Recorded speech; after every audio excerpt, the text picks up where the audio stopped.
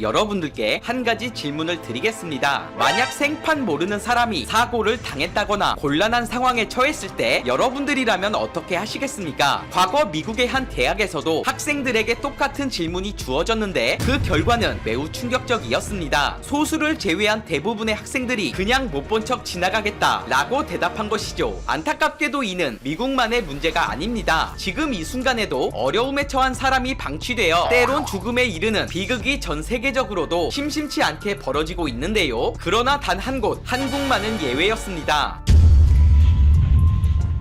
최근 포항의 한 도로에서 찍힌 영상이 큰 화제를 모으고 있습니다. 이 영상 속의 한 트럭은 코너를 돌던 중 다수의 유리병을 바닥에 쏟게 되고 도로 상황은 순식간에 아수라장이 되고 말았습니다. 널브러진 유리 파편 때문에 자칫 2차, 3차 대형 사고로도 이어질 수 있는 아찔한 순간 그 자체였죠. 하지만 그때 놀라운 현상이 벌어졌습니다. 횡단보도 건너편에서 사건을 목격한 3명의 고등학생들이 우산을 접고 달려가 그를 돕기 시작했습니다. 뒤이어 파편을 치우는 학생들을 본 다른 학생들도 도로 정리에 동참했고 시민들까지 가세하여 총 9명의 시민들이 자기 일처럼 나서 운전기사를 도왔는데요. 차가 많이 지나다니는 사거리에서 유리 조각으로 다칠 수 있는 상황이었음에도 학생들은 아랑곳하지 않았고 특히 비가 와서 옷이 젖는데도 우산 없이 도로 정리에 열중한 학생들의 모습은 많은 이들에게 감동을 선사했습니다. 이후 신고를 받고 출동한 경찰에 의해 별탈 없이 상황이 마무리될 수 있었죠. 경찰청 공식 유튜브에 올라온 이 영상은 공개된 지 하루 만에 100만 조회수를 기록하며 용기와 배려심을 보여준 학생들 덕분에 더 큰 피해를 막을 수 있었다. 누구 집 애들인지 참 착하네. 부모가 잘 가르치셨구만. 등등 칭찬 릴레이가 벌어졌습니다. 댓글 속에 간간히 보이는 외국인들도 본받을 만한 행동이다. 도움을 준 학생들을 애정한다. 아무런 대가 없이 서로를 돕는 한국인들의 온정은 가히 놀라운 수준이다. 나는 한국인은 아니지만 저 학생들이 자랑스럽다. 매우 아름답다. 등의 반응과 함께 한국인의 남다른 시민의식에 엄지를 치켜 세우기도 했는데요. 더 놀라운 것은 과거에도 비슷한 사건이 여러 차례 있었다는 겁니다. 울산에서는 과로로 쓰러진 택배기사를 시민들이 직접 구조해낸 사건이 있었습니다. UBC는 이날 구조 장면이 담긴 블랙박스를 공개하며 당시 급박했던 상황을 생생하게 보도했습니다. 40대 초반으로 보이는 택배기사는 코로나 사태로 택배 물량이 급증하면서 밤낮으로 일하다 보니 피로가 쌓일 대로 쌓인 상태였고 급기야 피를 토하며 길거리에 쓰러진 상태였습니다. 이를 본 시민들은 신음하는 택배기사를 모른 척하지 않았습니다. 한 명은 오가는 차량을 통제했고 또 다른 한 명은 구급대가 올 때까지 계속해서 말을 걸며 의식을 잃지 않도록 조치했습니다. 후에 택배기사가 말하길 그분들이 없었으면 아마 길바닥에 쓰러져 죽었을 것 같다. 정말 감사하고 고맙다며 비슷한 일을 겪을 경우 두 손 두 발 다 걷고 사람들에게 도움을 주고 싶다 라는 소감을 밝히기도 했죠. 이 외에도 부산의 한 터미널에서는 전도된 유치원 버스에 갇힌 21명의 원생을 구하기 위해 10명의 시민들이 몰려들어 구조해낸 사건. 추돌 사고로 뒤집힌 차량을 시민들이 힘을 모아 일으켜 세우고 차 안에 갇힌 운전자를 구출한 일. 트럭에서 떨어진 벽돌이 길을 가로막자 30명의 시민들이 무려 1시간 동안 경찰을 도와 벽돌을 치우고 군진까지 함께 청소한 일까지. 무시하고 지나칠 법도 하지만 남의 불행을 마치 자기 일처럼 해결하려고 나서는 한국의 시민의식을 해외에서는 기적이라는 단어로 표현하며 높이 평가하고 있습니다. 그렇다면 만약 같은 상황에서 해외였다면 과연 어떤 일들이 벌어졌을까요? 사우스 차이나 모닝 포스트에 따르면 중국 장시성 고속도로에서 있었던 과일 트럭 전복 사건을 보도했습니다. 당시 운전자는 특별한 부상을 당하지 않았지만 적재된 귤이 도로에 쏟아지며 난감한 상황을 겪고 있었는데요. 사고 발생 직후 인근 주민들은 트럭 주위로 달려가기 시작했고 황당한 사건이 벌어지게 됩니다. 미처 트럭 밖으로 나오지 못한 운전자를 구조하나 싶더니 정작 이들은 신경도 쓰지 않고 미친듯이 바닥에 떨어진 귤을 주워 담기 시작한 것이죠. 운전자의 필사적인 방어에도 귤에 미친 주민들을 맡기는 역부족이었습니다. 심지어 물리적으로 절도 행위를 막으려 하자 되레 밀치고 폭행을 당하는 사태까지 벌어졌는데요. 망연자실한 운전자는 결국 더 이상 주민들을 말릴 엄두도 내지 못한 채 길가에 앉아 울음을 터뜨렸습니다. 뒤늦게 경찰이 도착했으나 무려 20톤에 달하는 귤들은 몽땅 도둑맞은 지 오래였죠. 비슷한 사건으로 산둥성에서 있었던 복숭아 트럭 습격 사건이 있습니다. 놀랍게도 당시엔 현장에 경찰까지 와 있는 상태였는데요. 했는데요. 근처 주민들은 경찰이 현장을 통제하는 데 정신 팔린 사이 가방과 상자 등 도구까지 들고 복숭아를 주워 담았습니다. 경찰에 따르면 주민들의 행동을 저지해 흩어지게 만들었으나 10명 정도는 끝까지 복숭아 절도에 몰입했다. 심지어 한 여성은 내가 법을 어긴 것이냐며 따져 물었고 그럼 우리 모두를 구금하라 라고 뻔뻔하게 소리치는 모습을 보였다며 적지 않은 논란을 일으키기도 했는데요. 한국에서도 비슷한 일이 있었지만 결과는 완전히 반대였습니다. 제주의 한 경찰서에는 하루 종일 돈을 들고 몰려드는 이상한 민원인의 몸살을 앓았던 적이 있습니다. 2명의 사회복무요원이 1000만 원에 달하는 수표와 현금 다발을 건넨 것을 시작으로 돈을 주었다는 신고 접수가 수십 차례 접수됐는데요. 알고 보니 이 돈은 한 80대 할아버지가 실수로 흘린 돈이 바람을 타고 도시 전체에 뿌려졌던 것으로, 심지어 당사자는 분실 사실조차 몰랐다가 경찰의 연락을 받고서야 해당 사실을 알게 됐다고 합니다. 한 시민은 그냥 운이 좋은 날인 줄 알았는데 내가 만약 이 돈을 잃어버렸다면 얼마나 당황했을지 고민해보니 얼른 신고를 해야겠다는 생각이 들었다 라며 찾아준 이유를 밝히기도 했죠. 일본의 경우도 중국과 상황이 크게 다르지 않습니다. 영국 자선단체 CAF의 사람돕기 조사 내용에서 일본의 결과는 참담함 그 자체였습니다. 당시 CAF는 2009년부터 2018년까지 약 10년 동안 125개국을 대상으로 130만 명 이상의 사람들에게 최근 한 달 사이에 낯선 사람 혹은 도움을 필요로 하는 사람을 도왔는지, 한 달 사이에 기부를 했던 적이 있는지, 한 달 사이에 얼마나 많은 봉사활동을 했나 등등 3가지 관점에서 인터뷰를 하고 각국의 친절도를 채점했습니다. 여기서 일본의 종합 순위는 107위를 기록, 선진국 가운데 최하위권에 랭크되며 국제적 망신을 당했습니다. 주목할 부분은 조사한 3가지 관점 중에서도 낯선 사람 혹은 도움을 필요로 하는 사람을 도왔는가 여부입니다. 심지어 이 부분에서 일본은 125위로 꼴찌였다는 사실인데 하위 10개국 대부분이 현재 또는 과거의 공산주의 국가들이었다는 점에서 그런 나라들보다 낮은 수치를 보여 충격을 줬습니다. 일각에서는 데이터가 전부가 아니며 조사가 잘못된 것이라 비판했지만 이후 일본 네티즌들이 보인 반응에서 전혀 과장된 것이 아님이 증명됐습니다. 이건 납득할 수 있다, 돕는 행동 자체가 불규칙적이랄까, 남의 눈이 신경 쓰여서 못 도와주겠다 라며 순순히 인정하는 모습에서부터 길 물어봐서 대답해주거나 짐을 들어준 정도는 도와준 적 없다 라고 답하기 때문에 그렇다 라는 변명, 그래서 그럼 기사 쓰는 네가 노숙자를 구제해줘라 등의 반발까지. 당시 이 조사 결과는 태풍 하기비스 때 노숙자가 피난처에 들어온 것을 필사적으로 거부해 논란이 됐던 상황과 맞물려 일본의 냉정함이 슬플 지경이다, 친절에 위화감이 드는 풍조를 바꾸지 않으면 삭막한 사회 분위기가 일본 전체를 좀먹을 것이라는 자조 섞인 목소리가 나오기도 했습니다. 사실 10년 전까지만 해도 한국에서 이 같은 일이 벌어지는 건 기적에 가까웠습니다. 법에는 착한 사마리안 법이란 것이 있는데 이는 선의로 응급 상황에서 발생한 재산상 신체적 피해를 면책한다는 조항으로 일반인의 적극적인 구호활동 참여를 유도하는 취지에서 만들어졌습니다. 미국 대다수 주와 프랑스, 독일, 일본 등에선 이미 오래전부터 시행 중에 있기도 한 이 법은 정작 한국에 본격 도입된 시기는 2008년 말이었습니다. 다시 말하면 그전엔 비록 선의의 행동일지라도 남을 도우려다 소송에 휘말리거나 죄를 뒤집어 쓸 수 있는 위험성이 충분한 상황이었던 것이죠. 개인적으로 한국에서 이 법은 굳이 도입할 필요가 없었다는 생각이 듭니다. 설사 법적으로 잘못되는 한이 있더라도 한국인들은 늘 그렇듯 남의 불행을 못 본 척 지나칠 리 없기 때문이죠. 오늘 영상은 여기서 마치겠습니다. 끝으로 구독과 좋아요 부탁드리겠습니다.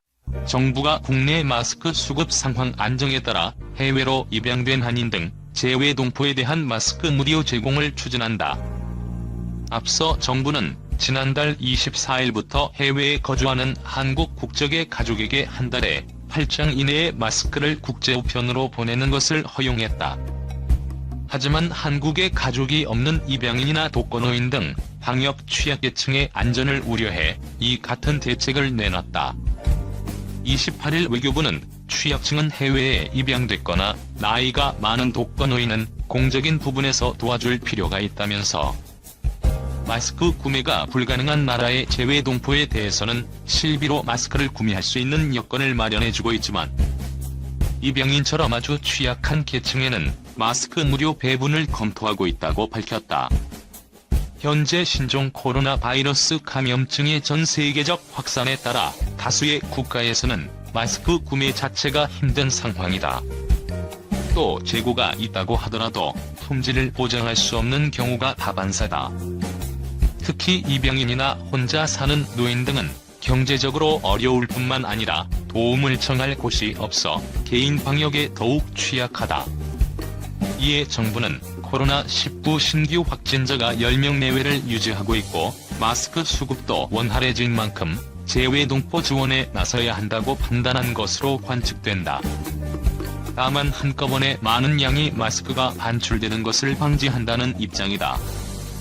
이와 별개로 정부는 경제적 형편이 어렵지 않더라도 한국에 가족이 없거나 현지 마스크 구매가 불가능한 경우 한국에서 마스크를 구할 수 있도록 지원하고 있다. 재외공관에서 지역 한인회와 국내 마스크 생산업체를 연결해주고 외교부는 마스크 수출에 필요한 반출 승인을 지원하는 방식이다. 한국산 마스크 수출은 아직 원칙적으로 금지된 상황이지만 예외를 둔 것이다. 주벨기의 이환국 대사관은 지난 23일 한국에서 방역 마스크 4,000매를 수령해 벨기에와 룩셈부르크의 재외 국민에게 전달했다. 또 주독일 대사관에서는 일반 의료용 마스크 5,000장을 확보해 65세 이상과 기저질환이 있는 재외동포에 우선 지원하기로 했다. 미국 뉴욕타임스는 한국 정부의 적극적인 시장 개입으로 마스크 공급 부족 위기를 해결했다고 전했다. 뉴욕타임스뿐만 아니라 미국 CNN, 영국 BBC, 독일 슈피겔, 프랑스 르몽드 등 권위 있는 해외 언론 다수가 한국 사례를 조명하면서 마스크 생산과 유통에 정부가 개입해야 한다는 주장이 이어졌다. 이처럼 마스크 수요가 안정화를 찾은 한국에 비해 최근 유럽에서는 마스크 사재기와 암거래가 기승을 부리기 시작했다. 앞서 미국과 유럽에서는 마스크가 아닌 화장지 사재기가 극성을 부리며 화장지 대란이 일기도 했다. 코로나19 사태 초기 마스크 착용에 거부감을 느끼던 유럽 국가들이 지금은 그 효용을 인정해 브뤼셀, 밀라노, 프라하, 파리 같은 유럽 대도시에는 어디에서나 마스크를 쓴 사람들을 볼 수 있다. 한때 유럽의 대도시에서는 마스크를 쓴 아시아인들이 인종차별을 당하며 욕을 먹거나 심지어 폭행까지 당하는 일도 있었다. 하지만 유럽의 코로나19 확산세가 기하급수적으로 늘어나면서 과학적인 연구 결과와 통계가 마스크에 대한 필요성을 부각시켰고 널리 착용하는 계기가 됐다. 하지만 현재 유럽 등 각국에서는 마스크 수요량이 원활치 않다. 때문에 마스크를 암시장에서 20%가량 비싼 가격에 파는 등 마스크 사재기 현상도 일어나고 있다. 일례로 프랑스 정부는 코로나19 확산으로 의료 현장에서 마스크 부족이 우려되자 지난달 4일 마스크 판매를 금지시켰다. 그러나 다음 달 11일 이동 제한령 완화를 앞두고 이번 주부터 약국 내 마스크 판매를 허용하면서 사재기를 비롯해 안거래가 늘어난 것으로 보인다. 이처럼 마스크 가격 폭등이 우려되자 각국 정부가 통제에 나섰지만 그마저도 쉽지 않을 것으로 보인다. 한편 문재인 대통령은 24일 희생에 보답하는 차원에서 우리 정부가 한국전쟁 참전국들의 마스크를 지원하는 방안을 검토 중에 있다고 밝혔다. 문 대통령은 이날 오후 5시부터 25분 동안 진행된 마타멜라 시릴라마포사 남아프리카 공화국 대통령과의 정상통화에서 남아공은 6.25 전쟁에 참전한 우리의 혈맹이라며 이렇게 말했다고 강민석 청와대 대변인이 서면 브리핑에서 전했다. 정부는 신종 코로나 바이러스 감염증을 극복하기 위한 국제사회와의 연대, 협력의 일환으로 마스크 수급에 어려움을 겪고 있는 국가들에 한해 인도적 지원을 검토하고 있다. 특히 남아공, 필리핀, 토고, 에티오피아 등 6.25 전쟁에 전투부대를 파견했던 17개 참전국 위주로 국내 수급 여건의 확보 상황에 따라 마스크 지원을 적극 검토한다는 방침이다. 28일 한국거래소에 따르면 지난 2월 코로나19 감염증의 확산 방지를 위해 지역아동 센터 및 한부모 가정아동 등 취약계층 아동 1,450명에게 마스크 3만 장과 개인 손세정제 등 개인위생 물품을 후원했다. 후원 대상은 지역아동 센터 35개소의 이용 아동을 비롯해 거래소 임직원들이 매월 결연하여 후원하는 한부모 가정아동 100명, 부산 지역그룹 홍아동 약 300여 명 등 총 1,450명의 취약계층 아동 등이다. 지난 3월 3일 증권시장 개소 기념일에는 코로나19로 매출이 급감한 농가를 돕기 위해 부산 대저지역 농산물인 토마토를 구입, 증권사 등 업무 유공자에게 기념품으로 전달했다. 아울러 부산 지역 코로나19 확산 방지 및 피해 지원을 위해 1억 원을 부산 사회복지공동모금회에 긴급 지원했다. 후원금은 부산 지역 취약계층의 개인위생물품, 생필품 및 소독방역 서비스에 사용되었다. 정지원 한국거래소은 꽃선물 리레이 캠페인에 동참하기도 했다. 이 캠페인은 코로나19 사태로 타격을 입은 화훼 농가를 돕기 위해 박원순 서울시장의 제안으로 지난 2월 시작되었다. 한국거래소는 이달에도 전국 한부모 가정 100명 아동에게 온라인 수업 준비를 위한 PC 100대를 각 가정에 긴급 후원했다. 이번 후원은 코로나19 확산 방지를 위해 국내 초중고교생이 4월 9일부터 온라인 개학으로 수업을 대체함에 따라 온라인 수업 준비가 안 된 한부모 가정을 대상으로 PC를 지원하여 원활한 수업이 진행되도록 추진됐다.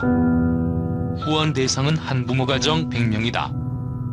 정지원 이사장은 코로나19 확산으로 소상공인, 지역사회 취약계층에 대한 관심과 후원이 그 어느 때보다 필요한 상황이라며 거래소는 앞으로도 코로나19 확산과 피해 방지를 위해 노력하며 우리 사회 어려운 환경에 처한 분들에게 도움이 될 수 있는 지속적인 후원 활동을 이어갈 것이라고 말했다.